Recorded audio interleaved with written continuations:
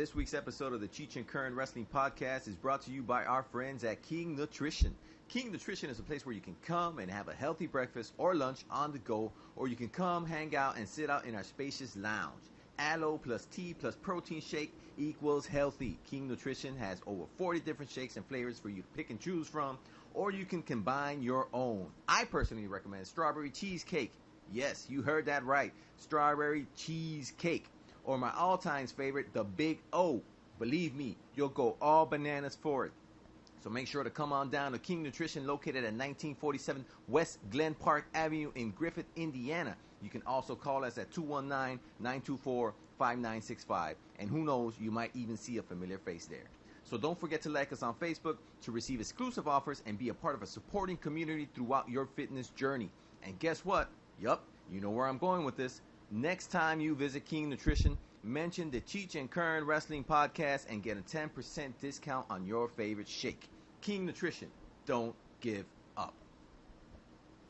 Hey guys, it's Cheech from the Cheech and Kern Wrestling Podcast. This week's episode is a special interview we conducted with one of the fastest rising independent wrestlers in the world, none other than Prime Cut Nick Cutler. He's going to be taking part of the upcoming Global Force event that comes to Porter County Fair on July 28th in Valpo, Indiana. For more information, visit tickets.portercountyfair.com. Now, this was supposed to be a video interview, but we had some technical difficulties on my side, so we present to you the audio version of the interview. There are a few glitches, but nothing that's unbearable. But overall, it's a great interview, so sit back, relax, and enjoy. Remember to hit the subscribe button, and look out for Brutalicious.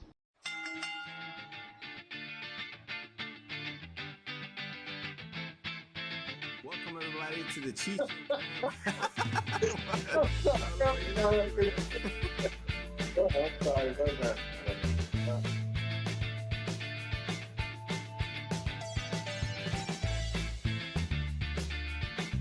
Welcome, ladies and gentlemen, to the Cheech and Kern Wrestling Podcast. I'm your host, Cheech, alongside my main man, Kern. What up, Kern? What's up, Cheech? What's going on? We're here in King Nutrition in Griffith, Indiana with Prime Cut Nick Cutler. What's up, Nick? And welcome to the show. How you doing? Thanks for having me. Doing good. Glad to have you here, Nick. It's been a while. We're here bigger, better than ever in the Cheech and Kern Wrestling Podcast. And, of course, we have a special event here coming up on July 28th. It's in Global Force Wrestling. It's here in Illinois. So why don't you tell us a little bit about this event up here, Nick? Global Force Wrestling is actually coming to Valparaiso, Indiana, on July 28th. It's at the Porter County Fairgrounds, which is pretty much my hometown. It's my stomping grounds around where I grew up. And I've had conversations open with Global Force for quite some time now, but stars just haven't lined up right. And then when they found out that this was my hometown that they were coming to, they reached out to me and asked me to be a part of the show. And so, obviously, I said, yes, absolutely. Hopefully that leads to bigger and better things with the company. But I'm just excited for that night in particular because it's a huge event and tons of people I already know are going to be coming to check it out. There's going to be lots of action there. Jeff Jarrett, obviously, is the founder of Global Force, who was a huge name in the 90s and created TNA before he sold it out. So he'll be there. Kevin Nash is going to be there signing autographs. Former WWE superstar Hornswoggle. So Hornswoggle, that's going to be a good one. Hornswoggle will be there as well, so it's going to be a great night. Great. Valparaiso, Indiana. Yeah, let's make a correction. It's in Valparaiso, Indiana, and it's on July 28th. Go ahead, Kern. Yes. Where could you get tickets for that show? If you go to the Fairgrounds' online website, portercountyfair.com, you can actually select the event on the calendar and purchase the tickets there.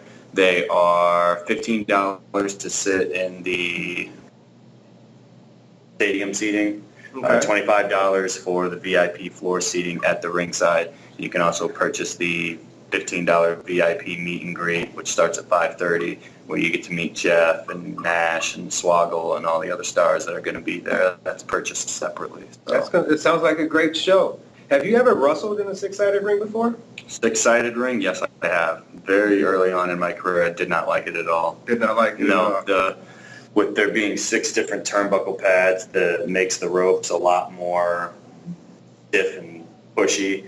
So doing stuff off of the ropes just feels really weird, and it's hard to find a center inside of it as far as which way to work the camera angles and such. So Very, very difficult.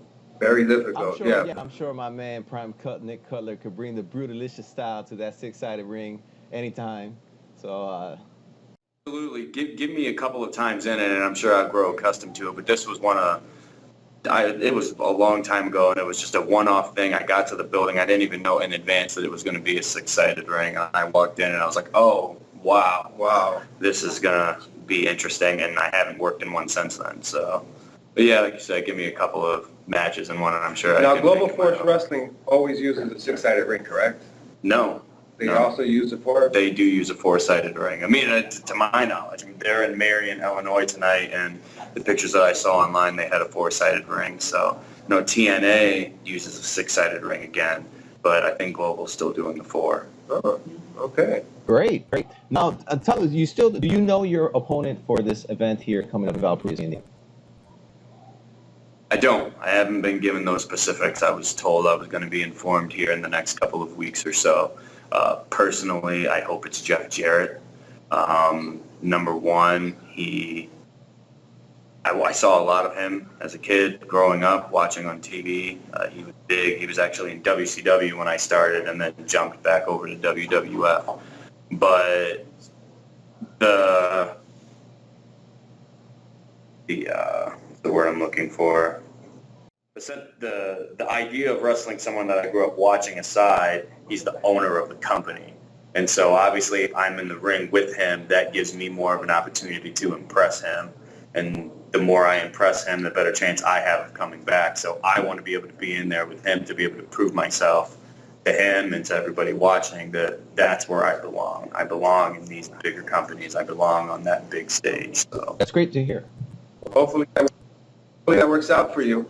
Jeff Jarrett, I loved Jeff Jarrett in the 90s, Slapnuts. That was one of my favorite phrases back then. Slapnuts, all-time favorite. So I hope that works out for you. I think he has a T-shirt on the ProWrestlingTees.com website that's got slap nuts on it. So Slapnuts, that was one of my favorite. Maybe a Christmas present there for Kern. Now, Nick, tell me a little bit about yourself. For our fans, that we have fans all around the world, and maybe we have a couple fans that haven't heard of Nick Cutler. Tell us a little bit about Nick Cutler. How long have you been wrestling? Where did you train? And give us a little bit more information about Nick As Cutler. of September 15th of this year, I will have been wrestling for 9 years. I trained with Steve Boz out of Windy City Wrestling in Chicago. Started training when I was a senior in high school, made my professional debut in 2007. For 2 years, every week, twice a week, I was driving to Chicago, training with him. Since then, I've had other training opportunities. I've done training with Ring of Honor on 2 separate occasions, training with Evolve, who runs the World Wrestling Network. I spent a week down at Harley Race's school in 2013 training with Harley Race. I've picked up a lot of knowledge from a lot of different places, and I never stop. Whenever there's a learning opportunity, I always make sure to pick up on it. Since then, for the first 6 or 7 years, was really, looking back at it now, it was really just a learning experience because a lot of the times my tires were just kind of spinning in the mud. I wasn't really going anyplace new, but I was still picking up stuff at the same places that I was at. Really, in the last 2 years was when things started taking off for me, just by taking initiative of my own, getting my first look by WWE, opening up talks with TNA, and then these opportunities that are coming up now with debuting for Global Force on July 28th. Next Friday, I will be in Orlando, Florida to debut for Full Impact Pro, which is a promotion under the World Wrestling Network banner. So they're national on iPay-per-view, the Fight app, Roku. So that's a really huge opportunity as well. So as long as the ball keeps rolling in that direction, things are going to go wherever I want them to at this point. So, And what are your future goals in professional wrestling? WWE, without. For a while, I had myself convinced that if I didn't make it to WWE, I would be okay with maybe a Ring of Honor run, or maybe I could tour Japan. But that was before I ever actually worked for WWE. And then when I got my extra spots in July of last year, I was in Chicago for Raw and then Milwaukee for SmackDown. And then earlier on this year, I was in Cleveland for Fastlane, Detroit for Raw, and then Indianapolis for SmackDown the next night. And and I was at the pay-per-view in May in Chicago. After having actually been there and seen how the company works and knowing what it would be like to work there, there's absolutely no doubt in my mind that that's where I have to be. I can't settle for anything less than that. So your ultimate goal is to make it to the World Wrestling Entertainment? Absolutely. To work for WWE and to have a good run there. Not just NXT. No, like I want to be on the main roster. I want to be there. I want to make a living doing that. So yeah, let's talk a little bit on that. Tell us a little bit about those experiences and the different events you just mentioned with WWE. How did that work out in a way, like, were you, let's just say, how were you contacted to participate in those events, and how does that strategy work out? Well, it was actually kind of funny how it happened. For the past couple of years, I've been working for a promoter named Dave Hero in Wisconsin. He runs a GLCW, Great Lakes Championship Wrestling, which held Blizzard Brawl, which is a huge show every December in Wisconsin, where he brings in a plethora of legends and names. It's common knowledge on the independent circuit that Dave Hero has a lot of connections. And even though I'd worked for him for quite some time, I don't like just asking for favors. I don't like feeling like I'm using somebody, and I never felt like I had that kind of relationship for him. Even though I worked for him, I didn't feel like I had that kind of relationship where I could ask him for a favor. And then I actually just got desperate, and I remember riding in the car with my tag team partner, friend Greg. We were driving up there for a show. It was supposed to be me and him and our other partner, Davey. And Davey ended up canceling. And so I told Greg on the way up there, I was like, I don't care. I'm just throwing caution to the wind today. I'm just going to come out and ask him. I don't care if it gets me in trouble or anything like that. I'm just going to do it because at this point I have nothing else left to do. Sometimes you got to. And we get to the show, and Dave comes up to me, and he's like, hey, man, since your boy canceled and I had a couple of other cancellations, I need you to tag with Greg tonight, and I need you guys to be baby faces. Okay, not my not my usual forte, but I'll go ahead and I'll do what I can to make it work. And so we get out in the ring, and I ring the bell, and I'm standing on the apron, and I'm not really paying attention to what's going on with the crowd, but I happen to kind of look up, and Greg's sitting there staring at me, and our opponents are staring at me across the ring like, what the heck? And I was kind of like, what? And I kind of stop and I listen, and the crowd's going, we want Cutler, and just chanting that the entire match. Wow. I don't know why. I have absolutely no idea why, but the crowd made that match. And so we get to the locker room, and Dave comes up to me, and he's obviously pleased as punch. He's just like, man, like, you were over. We need to have you as a babyface. You know, this is great. And he hands me my pay, which was more than he usually gave me because he was so happy with me. And I'm just like, hey, glad you liked it. By the way, there you go. I saw, because I actually asked him about the pay-per-view because it was going to be in St. Louis. And I asked him if they needed any help for the pay-per-view, and he's like, no, man, I don't think so. So I was like, oh, okay. And I started to walk away. And he's like, but they might need some people for Raw and SmackDown in Chicago and Milwaukee in a couple of weeks. Okay. And he's like, just send me some pictures, and I'll send them off. So I'm like, okay. So I send him pictures on a Wednesday. The next day, I got an email from WWE asking me to come to the events as an extra. What struck me, that really gave me my first, I mean, I always knew it, but that was my first experience of it's not what you know, it's who you know. Exactly. Because literally every single piece of information, every single picture that I gave him to send to them had been on the WWE recruit site for a good 6 months to a year. Wow. And they never took the leap to give me a call, but I gave all the information to him, and He knew it got who to me give it that. to. Exactly, he knew who to get it to, and it got back to me in 24 hours. So I'll always be indebted to Dave Hero for that. I would have never gotten that look if it hadn't been for him. At that point, I had the contact information of who I needed to talk to. So now, pretty much whenever they're close, within, for me, I say within a 4 hour radius, I just reach out to them and see if there's any sort of spots available for me to come in as an extra. And then you get a tryout match. You can work promos with William Regal and such. So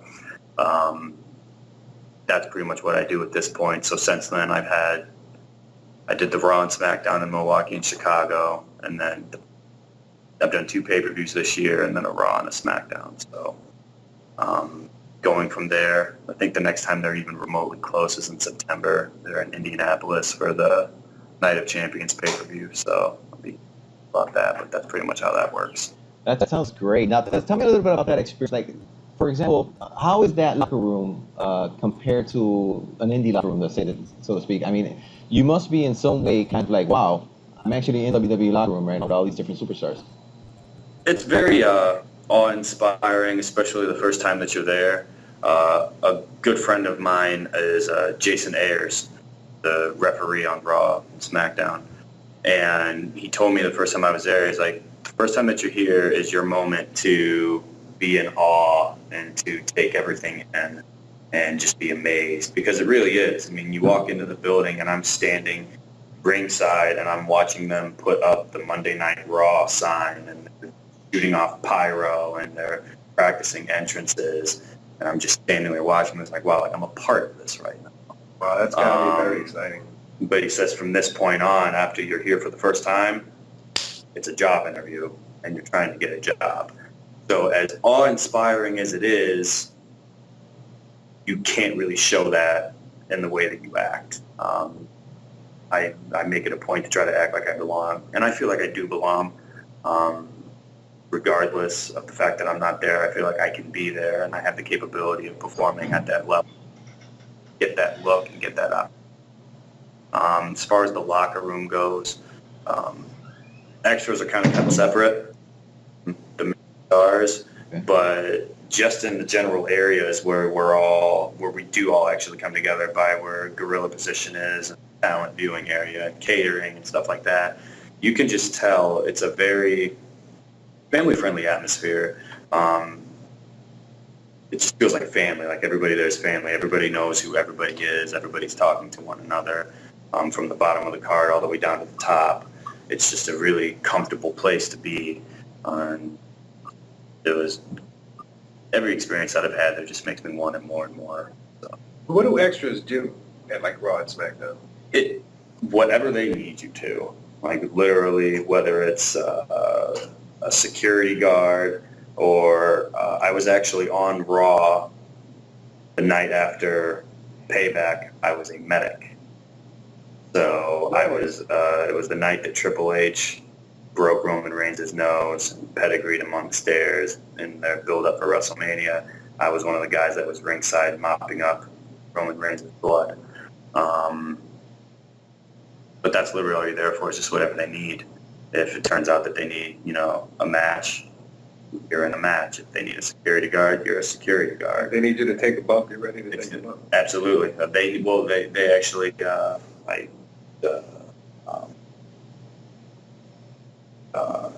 when I was there for Payback, and they were talking about the finish for the triple threat match, Brock Lesnar didn't know what the shield bomb was that they used, like power bomb people through the table. And so they had me come over the barricade, and Ambrose picked me up and set me up on Roman Reigns' shoulders to show Brock how to do the setup. So, wow, stuff like that. So. Sounds like a great experience. Let's go back to this event now coming with Global Force Wrestling. You mentioned Jeff Jarrett and him being one of your icons growing up. Now, when did you get into wrestling? When did you figure out that you wanted to be a professional wrestler? And I mean, having the opportunity now at Global Force Wrestling, did you ever imagine that this would be happening? When I was 9 years old, I was in the basement of my house watching TV. My stepbrother at the time came downstairs and changed the channel and put on Raw. And I stood there and argued with him for a few minutes to tell him to change the channel back, threatening to go and tell Mom, yada, yada, yada. But as I was standing there arguing with him, I kind of had one eye on the TV at the same time, and I'm watching it, and eventually I just kind of stood there, and I was like, okay, this really isn't that bad. I still remember, it was actually kind of funny, I went through the network the other day and found the very first episode of Raw, because I remembered it. It was the night after the Buried Alive pay-per-view, where Mankind buried The Undertaker alive, and the main event was the British Bulldog and Shawn Michaels. And it was the first night where Michaels super kicked Sid to start their feud going into Survivor Series. That was the very first episode I ever saw, and then a couple of weeks after that, when I saw Bret Hart wrestle for the first time, that was when I made the decision to actually be a wrestler. Seeing Bret wrestle for the first time was like, wow, this is something that I have to do. This is something that I want to do. As far as wondering that something like that would ever happen, it might sound arrogant, but of course I knew it would happen, because when I started doing this, I told myself that there wasn't anything that I wasn't going to do to make sure that I got to where I needed to be. So in my mind, I've never had any doubts about where I'm going. And you have to be that way to make it in this business. You can't have any sort of doubts in yourself. You can't have any sort of regrets. You can't ponder to everybody else's feelings. You just have to focus on you and what you're going to do. And I knew when I started that there wasn't anything I wasn't going to do, no toes I wouldn't step on, no back I wouldn't stab, no heart I wouldn't break, to make sure that at the end of the day, when I'm 50 years old, I can say I made a living wrestling for World Wrestling Entertainment. I knew I was going to do that. So did I really necessarily think that one day I'd be in the ring with Jeff Jarrett, a guy who at one point was actually my favorite wrestler as a kid when he was in WCW. I think at one point he was somebody's favorite wrestler. He was mine. Oh, yeah. I liked his little country gimmick that he did, and the whole angle that he had with the Four Horsemen. Maybe not necessarily, but as far as getting to that level, absolutely, I always knew that I would. So being able to wrestle Jeff would just be icing on the cake. Now, if you make it to the WWE, who would you like to face? Everybody. Who would be like the number one person you always wanted to face? If I had to pick somebody on the roster right now, probably Seth Rollins. Just because I've wrestled Seth before he got signed, when he was still on the independents as Tyler Black, and we had a really, really good match, and am I allowed to cuss? He kicked the shit out of my face with that, I think he calls it a Vada Kedavra, that super kick that he does to the guy when he's on the mat. He took 10 years off my life with that. But the match itself, I'll always remember it because it was in this little podunk town in Iowa. There was maybe, I'd say 20, 25 people in the crowd. But when we got out there and started wrestling, it sounded like the place was jam-packed. And the cameraman, because the match is on YouTube if you guys want to watch it, the cameraman does a really good job of keeping the camera on the ring and not on the crowd. So if you were just basing it on what you're seeing in the ring by the crowd noise, that building was full.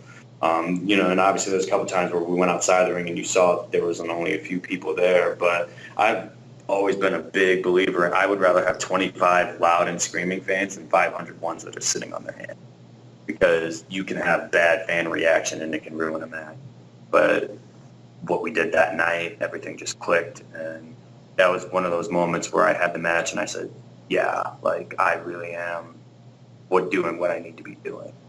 Because at that point I had only been wrestling for I think maybe 3 years, and he was eons ahead of me. He's eons behind everybody. He's probably definitely the greatest athlete that they have on the roster right now. And I hung with him, so I'll always be proud of that fact. So I'd like to be able to do it on a bigger stage. Now you mentioned fan reaction. The last couple of years, I should say, we've actually seen fans reacting very heavily in the shows, specifically WWE shows. For example, they hype the shows, they start chanting Bautista or whatever, et cetera, et cetera. You as a performer in the ring, do you prefer a crowd who's that energetic or that hijacks the show, or you prefer the crowd, okay, you're here to cheer me or you're here to boo me, but kind of just be part of the show without, how should I say that, without taking over the show? What's the type of reaction you prefer? Batista actually did an article today. It just came out on the internet. I don't know if you guys happen to see it. But he was talking about wrestling crowds nowadays. And the way that he put it, and I agree, is that wrestling crowds nowadays don't want to be part of the show. They want to be the show. Yeah. And that is not okay. You're paying ticket You're paying money to get a ticket to come and watch us perform. A couple of weeks ago when Roman Reigns had that little tantrum on Raw, and he's like, yeah, all those people that are chanting, I suck, why don't you just relax, sip your beers, and shut your mouth? I think that was a shoot, because these are literally people who don't do what we do. They couldn't do what we do. And they're ripping on this guy who, let's face it, regardless of what you think of him or not, he's still one of the hardest workers on the roster. He's on the road just as much as everybody else. I like diehard fans. I like smart fans. I like fans that, are intense and energetic and give their all. But when you cross that line and you start sabotaging my performance in the ring and undermining it and undermining what we do for a living, that's where I think the line needs to be crossed. You ever had any problems with any fans? Verbally, no. There was one incident at a show one time where I got thrown out of the ring, and I was lying on the ground, and I felt something wet on my back, and I happened to kind of look and peek up, and this guy was just sitting there pouring his beer out, and this pissed me off, one, because he was wasting beer, two, because you think you are. Why do you think that that's okay? And I probably would have gotten up and punched him in the face, but I was actually wrestling Boz at the time, and so he saw what was going on, and he jumped out of the ring and grabbed me and threw me back in the ring real quick before I could really react to it. But it's just stuff like that. Like, well, I don't understand why people would think that's okay in any environment, much less a professional wrestling event where you paid to be a spectator. You're not part of the show. You're watching the show. So. Yeah, I totally agree with that. Other than that, no. I totally agree with what you're saying. I do believe fans or hardcore fans, for example, if there is a performer out there and he's a heel, you want to boo him because you want to support what he's doing. If he's supposed to be a good guy, then you want to cheer. That's part of what the fans are supposed to do. You never want to get a heckler in there just to sabotage the show. It just doesn't make it fun for anybody at that point. Yeah, and that can go back to Roman Reigns too. You can boo him all that you want. He doesn't care if you boo him. But when these people are being disrespectful and saying and chanting, "You can't wrestle," that's where it's kind of like, really? He can, though. Like, he main evented WrestleMania 2 years in a row, and he did a very good job doing it. He can wrestle. You might not like the position that he's in right now. You might not think that he's the one that belongs in that position, but you have to respect him, and you have to respect what he's doing. And what they do that sometimes is borderline disrespectful, and that's not okay. Yeah, I agree. Sometimes the fans do get out of hand. But I think the wrestlers, for the main part, has always kept their composure. Mm-hmm. I've been to wrestling shows, like we've been to the ECW wrestling shows. Mm-hmm. And those used to get really wild. Yeah. But the fans always, it was always a show. Great. Now, talk about a little bit, you've had experience with Hardcore Holly. Of course, our fans have seen the Brutalicious video in Valparaiso, Indiana. Tell us about what other types of, I imagine you've wrestled different types of WWE, former WWE superstars, former TNA superstars. You're looking forward to wrestling now, Global Force Wrestling superstars. Has there been anybody in the independent scene that you've wrestled that really has caught your eye, or have you kind of changed your perception? Let's say you had a certain perception of this wrestler, you actually got in the ring with the guy, and you're like, wow, this guy's really good, or wow, this guy wasn't what I thought. He turned out to be better, or something like that. I'm actually pretty good about seeing talent, regardless of whether I like a person or not. The most I can say as far as getting in the ring with somebody and them being different, when I lived in Cincinnati, I worked a lot at the Heartland Wrestling Association, which used to be a WWE developmental territory. And the Christ brothers, the Irish Airborne, Jake and Dave Christ, worked over there a lot. And me and Dave just immediately, when we met, butted heads really, really bad. But he is one of the few people I could say on one hand that if I got to a building late and I was wrestling him and I only had time to put on my tights and put on my boots and go out to the ring, I would be comfortable doing it. we always had amazing matches, and it's usually how it is. Good chemistry. Like the more you don't get along in the locker room, the better your matches are in the ring. Because number one, it looks real because you're clobbering each other. And number two, you're always trying to outwork the other person, and that just makes for a good experience. I've worked programs with people that have resulted in friendships. I mean, Marche Rocket just signed a contract with TNA a couple of months ago. I did like a 6-month feud with him in Chicago, so he's a really good friend of mine. And when you get to the point where, you know, you literally, you don't have to say anything to the person. It's just, all right, I'll see you out there, and you know exactly what they do.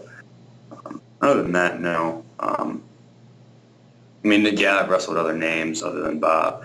First couple of years that I wrestled, I was working for a promotion in Iowa called Old School Wrestling Alliance, and one of their regulars was Greg the Hammer Valentine. I wrestled Greg multiple times. Wrestled Bob Orton while he was up there multiple times. I was actually in the locker room with Bob talking about our match when Randy called him, told him that his girlfriend gave birth to their kid. Wow. That was a surreal moment. That was pretty cool. I was just sitting there talking, and he says, oh, picks up the phone, yada, yada, yada, whatever, hangs up, sorry about that. And that was Randy. Girlfriend had the baby. I'm like, wow. oh, I said, congratulations.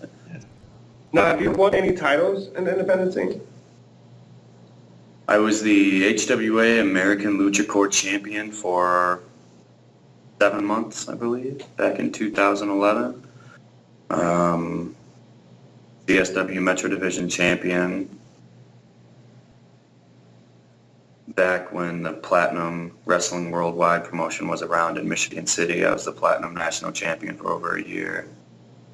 Other than that, no. And the future WWE World Heavyweight Champion. Absolutely. That's great. Now, Nick, this is a very exciting time for professional wrestling. And I mean this by saying there's so many promotions out there. There's so many television products out there. You go back maybe 10 years ago, there wasn't as many T products as we have now. We have TNA, we have WWE, we have NXT, Ring of Honor, Lucha Underground. I mean, this will be an exciting time. And we're not even getting to the indies that are around everywhere. This must be an exciting time for you as a performer to be able to have all these different outlets and all these different events to be able to promote what Nick Cutler is and show the best side of Nick Cutler as a professional wrestler. Absolutely. It's very exciting, both for those reasons and for the fact that just everything seems to be happening for me right now.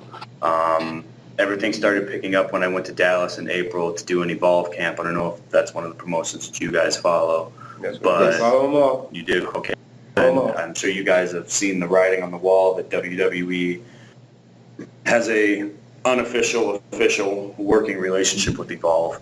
And so, you know, I remember looking at my phone. I texted a picture to my wife too that night, and it was the picture of Triple H standing backstage at the Evolve show with Gabe, and I screenshotted the picture and I sent it to her and I sent it to my partner, and I was like, we need to get to this place.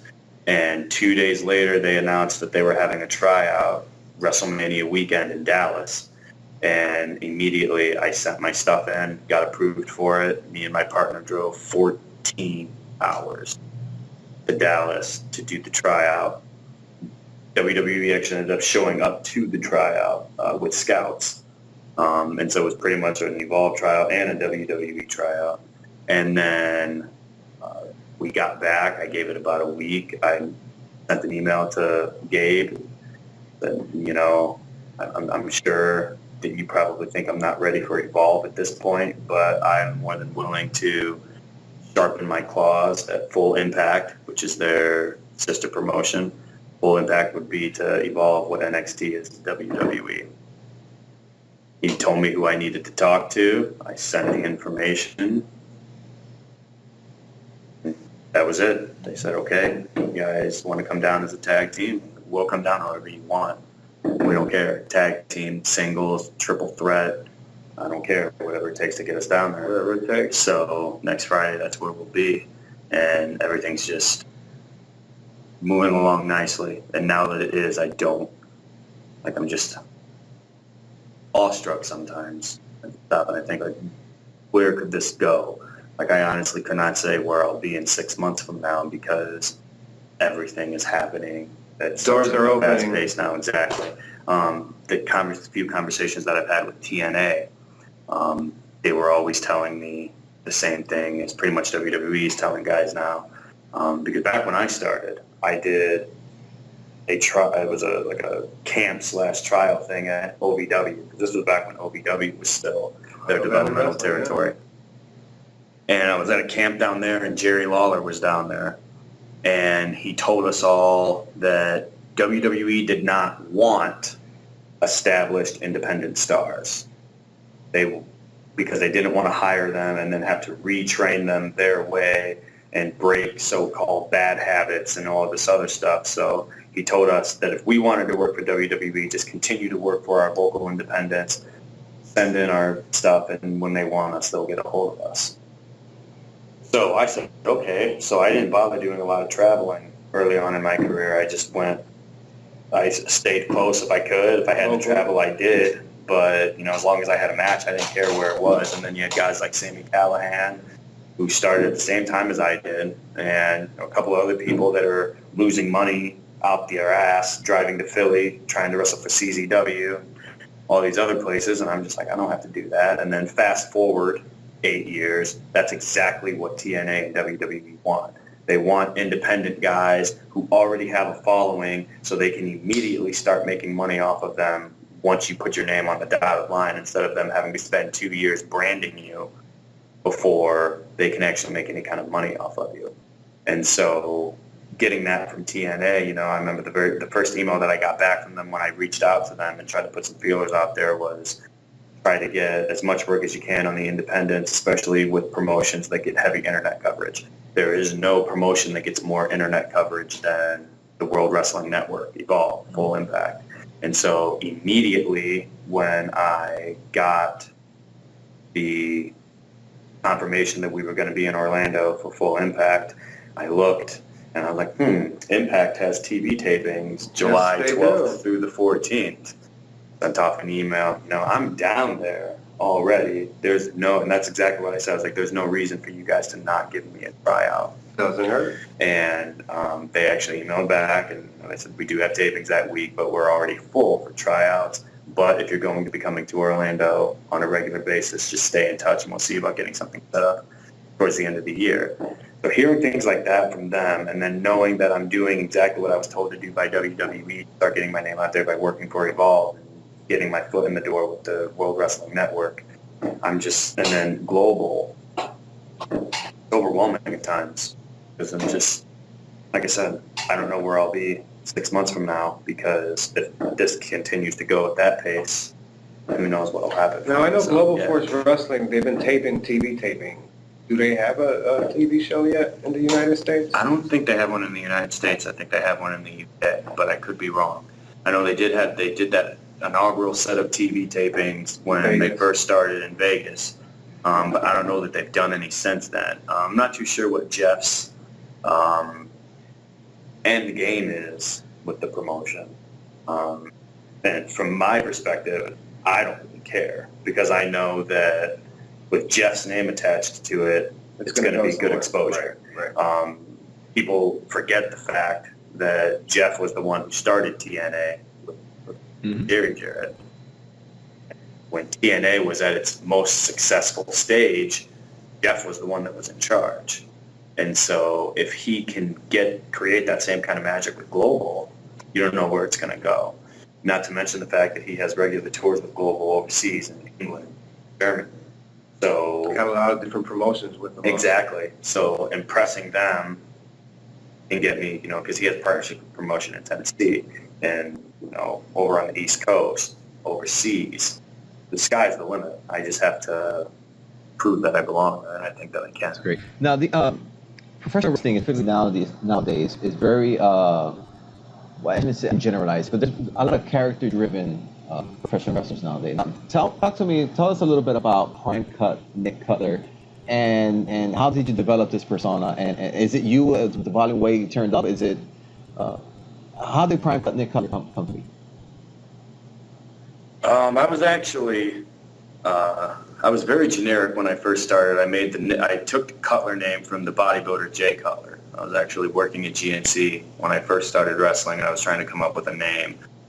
And I was just walking around the store one day, and I happened to just kind of look over, and I saw a poster of Jay Cutler hanging up. And Jay Cutler was always my favorite bodybuilder because he was always, like, you look at bodybuilders, none of them have any hair back then. They were always shaved bald, and Cutler always rocked that bleach blonde hair, sleeked back like a pretty boy. So he was always my favorite bodybuilder. So I'm like, I'm going to be Nick Cutler. And I called myself Simply Irresistible at first, because I had nothing else to come up with, and then I was just thinking of it, talking it over with friends, and then a friend said, well, why don't you do, the choice cut, Nick Cutler? And I'm like, no, the prime cut, Nick Cutler, and that's what stuck. And then, it hasn't really been quite a year ago, but I was trying to think of something else that was more original, that I could market more. Prime Cut was marketable, but I wanted something better that could really build a brand off of. And I was lying in the tanning bed just thinking of random things going through my head, and I was thinking of the old Tricks commercial, the Lucky Charms commercial where they said they're magically delicious. And what if I said I was brutally delicious? So, because at my core, they always say that the best wrestling personalities are extensions of oneself. Correct. And I did just the flamboyant, pretty boy type character. That was never really me. I tried to do the serious, tough guy persona, but that was never really me either. But when you combine those two, if you take a Rick Rude style arrogance with a Dynamite Kid style aggressiveness, that is who I am. I like to be pretty. I like to look good. I like to take care of myself, but I also like to beat people up. And I wanted to be able to market that, so I came up with the term brutally delicious, and then I'm like, well, just brutalicious. That's where I came up with that term. And yeah, it really is a true extension of who I am. Like I had a chip on my shoulder. When we did that video from you on Smash Mouth Wrestling in Valparaiso, we got a lot of people that love that brutalicious. A lot of people that love brutalicious. There you have it, ladies and gentlemen, the Cheech and Kern Wrestling Podcast definition. Brutalicious. That's right. Well, we're starting to run out of time here, so you want to do the email back section now? Yeah. We actually tweeted out earlier that Prime Cut Nick Cutler was going to be on the Cheech and Kern Wrestling Podcast, and we actually got a couple of emails here for you. So you have a couple more minutes. We want to ask you a couple questions here. And the first one is actually one of our, for the fans of the Cheech and Kern Wrestling Podcast, they're very familiar with Oliver from the UK. Boy, Oliver! And he has shout out to our main man Oliver over there in the UK. He wants to know, what do you think about former WWE superstar Wade Barrett? Have you been in the ring with him? Would you like to compete with him? And any overall thoughts of Wade Barrett? I've never competed with him. I did meet him when I was an extra at, I think I saw him at both rounds of tapings that I did. One of the ones was right before he got released. It was just, I feel bad for him. I think it was just one of those deals where he had a lot of talent and they just didn't know what to do with it. I think the Bad News Barrett was the most over character that he had while he was there. And if they would have taken that and ran with it a little bit further, I think that could have really gone somewhere. And yeah, I'd love to be able to compete with him. He was one of the top guys, and they made sure to have a spot for him for a long time. They did not want to let him go. It just got to the point where I feel like they had so little for him to do that he got discontent. And they had some bad news for him. Yeah, exactly. So. And Oliver, give it up. We don't want to hear Wade Barrett no more. It's been years. Let it go. Get a new wrestler. That's for you, Oliver. Now, but I do got to say, I did love the Bad News Barrett character. That was probably my favorite incarnation of Wade Barrett back in the day. I think it started in the Michael Cole and JBAO YouTube channel. And it just grew from there. And it was a great CM left after the Royal Rumble. And I always said it would have been money if CM Punk's music would have played in Chicago for Raw. And then he would have just come out and gotten on the apron and said, I've got some bad. The most over heel thing to do in Chicago. That's true. All right, we got another email here. It's from Jake Stevenson in Chesterton, Indiana. He's actually in the Valparaiso, Indiana show that we recorded months back. And he said that the night you faced former WWE superstar Hardcore Holly. You were in full effect of Brutalicious, but the match did not come out in your way. He didn't know if it was a rematch, if there would be a different story. There actually was a rematch. In October of last year, I wrestled Bob again for Pro Wrestling Blitz in Joliet, and I did beat him. So, and right now, me and Bob Holly are 1-1, and we're both just waiting for a promoter to book the rubber match. So, there you go. You got the answer. Yeah. So our next email here comes actually from a local here in Puerto Rico. His name is Galito Mendoza. He's from Jauco Housing, actually, Puerto Rico. He wants to know: have you ever considered wrestling in Puerto Rico, or have you wrestled in Puerto Rico? And if that's something that you will look forward to doing in the future, if you have not. I have never wrestled in Puerto Rico. I have contemplated it. I have tried to. I've actually put feelers out there. One of my managers, when I was still wrestling for my home promotion, Chicago Style Wrestling, and they usually mostly run out of River Grove. But when I was wrestling for them, my manager at the time was Danny Neves, who books for WWC, which is one of the main promotions down there in Puerto Rico. Mm-hmm. And multiple times I tried to get in with him. 450 is a really good friend of mine, Jesus De Leon, and he's down there regularly. It's just been one of those things where the cards just haven't lined up right to get me down there. A lot of times, people, they want you to pay your own way down there and stuff like that. And I've always just, it's been instilled on me that I should never do that. That's one of the reasons why fewer guys in America are being paid to wrestle in Japan now. It's because so many guys are paying their own way over there to wrestle. And since the Japanese know that there's always going to be guys that are willing to fly themselves over there and do it for free, they don't want to pay a guy like me. They don't want to pay $2,000 for a flight. And so I would rather get to the point where they want me to come down there enough to bring me down there themselves, as opposed to me having to fly down there myself. So it's something that I want to do. Yeah, absolutely. Who wouldn't want to wrestle in Puerto Rico? They got hardcore fans over there, and they take it seriously. Absolutely. They take it very seriously. And, just ask Ric Flair. And like I said, my 450 is a really good friend of mine, and he's down there. He actually just got back, and I'm always looking at his pictures and his videos on his social media and stuff, and seeing the crowds. I mean, they draw huge crowds, and it pays well. And it's a mini vacation. You're going to Puerto Rico, you're hanging out on the beach all day, and then you're wrestling. So why wouldn't I do that? Yeah. That is true, and 450 in Puerto Rico is very hot right now. So yeah, he's doing a great all over the place. So all over the place. I'm surprised he didn't get a Cruiserweight Classic. So it really shocked me. Big shout out to. But I tell you what, Nick, if you keep on going on Global Force Wrestling, you will be. They will call you here in Puerto Rico pretty soon, and they will be paying for your flight. So. Hope so. We actually got a final email here. It just came in. This is hot off the oven, ladies and gentlemen. This is actually from one of our fans here in Compton, California, our main man, Keith Jackson. He's returned from the Cheech and Kern Wrestling Podcast. He actually wants to know your opinion on the match that everybody has been talking about for the last couple of weeks. And this, of course, is Will Ospreay versus Ricochet. What are your thoughts on that match? Do you have any thoughts, good or bad, whatever? He just wants to know your opinion. Everybody's talked about it. I haven't watched it. I watched a little mini clip of it. It was like 30 seconds long. Here's the thing. I used to be very nearsighted when it comes to wrestling. I'm a fan of wrestling. I like wrestlers. My favorite wrestlers growing up were Bret Hart and Eddie Guerrero and Chris Benoit. I'm supposed to say his name. But guys like that, the wrestlers, the ones that could get in the ring and go. I was never a big fan of the characters, the Hulk Hogans, the Ultimate Warriors.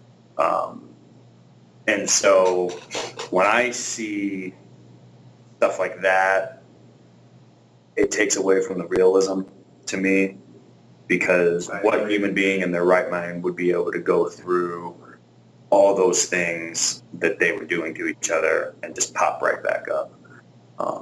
On the other hand, I'm getting older, getting smarter. It goes back to why I love professional wrestling, is that there's something for everybody. It's a variety show. Jim Cornette used to say, he said on some of his podcasts when he was in WWF and things were kind of changing, Vince always told him, do you like chocolate ice cream or do you want vanilla ice cream? Jim says, I don't really like vanilla, I'll stick with chocolate. Okay, well, you don't have to like the vanilla, but it's still going to be here for the people that do want it. Jim said, okay, well, as long as I can have my chocolate, you go ahead and have your vanilla. Oh, that's pretty much how I've gotten to be with wrestling. I don't like Will Ospreay and Ricochet, incredibly talented. I couldn't do the stuff that they were doing. The athletic ability is obviously ridiculously insane. The cardiovascular conditioning, obviously insane, because I don't think they weren't going at least 5 or 10 miles an hour to get that entire match. But it's not my cup of tea. But neither is deathmatch wrestling, and neither is the phony wrestling, like the Joey Ryan character with the King of Dong. As humorous as it is. It's a whole different story, right? Exactly. As humorous as it is, that's not my thing. But it's okay. It doesn't make it bad. If people like to watch that, then that's their style of professional wrestling. If we just cut out the King of Dong style and we cut off the athletic showcase of Will Ospreay and we cut out the death matches with, Necro Butcher, and all you have are wrestlers, how many millions of people are going to stop watching professional wrestling because that's not something that they want to see? But then how many more million will start watching it if you have a death match here and there? Or if you have The Rock coming out and cutting a promo. Right. Or if you have Joey Ryan coming out and suplexing somebody with his penis. Or if you have Will Ospreay and Ricochet coming out and doing a 25-minute showcase where they do 30 or 40 different spots and then end it with a small package. The more people that are watching professional wrestling, the better. Better for me, better for Ospreay, better for Ricochet. Better for everybody. So if what they're doing is going to get attention on the business, more power to them. Would I ever wrestle a match like that? No, I couldn't ever wrestle a match like that. And it's not my cup of tea to watch, which is why I haven't watched it. But for people that do like it, it's okay. Like, there's no reason. I don't think there's any reason for anybody to crap on it and say, oh, you're killing the business. Because I'm sure that the people that came up in the 2000s are saying that I'm killing the business. Right. The people in the 70s said that the people in the 90s were killing the business. There's always going to be that mentality, and I just think it's unhealthy. Live and let live. It's no different than anything else in life. If it's not hurting you, don't worry about it. Well, I'll tell you, somebody that knows about the business was Vader. He was very vocal about that match. He actually got booked now. He's going to be booked. He's going to be wrestling Will Ospreay here. I think in August. So yeah, he told us, he showed us something. I did see that. Vader was very about it. I was booked against Ospreay. Now I'm kind of wondering, well, why did Vader do that on purpose? Yeah, I think he did it on purpose. Vader just made himself a payday. Yeah. Yes, he did. Sometimes killing the business actually gives you a little bit more. So we'll see what goes on there. So Nick, we want to thank you for your time here on the Cheech and Kern Wrestling Podcast. And once again, Cutler will be part of the Global Force Wrestling event July 28th in Valparaiso, Indiana. And please, Nick, give us the information once again for the Global Force Wrestling event coming up. Yeah, again, as you said, it's Valparaiso, Indiana. Bell time is 7:30 p.m. It's on July 28th at the Porter County Fairgrounds. Tickets are on sale right now at the Porter County Fairgrounds website. You can get stadium seating for $15, ringside VIP seating for $25. And if you want to purchase the meet and greet and meet the wrestlers, Jeff Jarrett, Kevin Nash, Hornswoggle, Independent Star, Christina Von Eerie, the Global Force Next Generation Champion Sanjay Dutt, myself will be there, Colt Cabana, huge name in the Chicago area, former WWE star as well. And so the meet and greet tickets are $15 in addition to your ticket price. And just come out and support a good promotion that's on the rise. It's going to be a great time. So. All right. It's closing time. All right, ladies and gentlemen, there you have it. Global Force Wrestling, once again, July 20th, Valparaiso, Indiana. And Nick, do you have a Twitter where our fans can follow you at? Facebook, Instagram, anything else you want to plug? I'm on Facebook as just Nick Cutler. You won't be able to miss my profile with my profile picture. I pretty much accept anybody as long as you're not rude. I have had to block people in the past. I've actually had somebody message me the other day while I was at the gym and ask me how I was, and I said, I'm fine, Thank you for asking. They messaged me back and asked me how I got into wrestling and where I trained and all this other stuff. And of course, I'm at the gym, so I just kind of swiped the message aside. I went and I did a set, went to get a drink of water, looked at my phone. They had messaged me again that said, "Answer me now, please." That kind of thing, I will block you, as I blocked that person. But on Facebook as Nick Cutler, on Twitter at handle Cutler Coalition, and I'm also on Instagram, again, Cutler Coalition 69. So.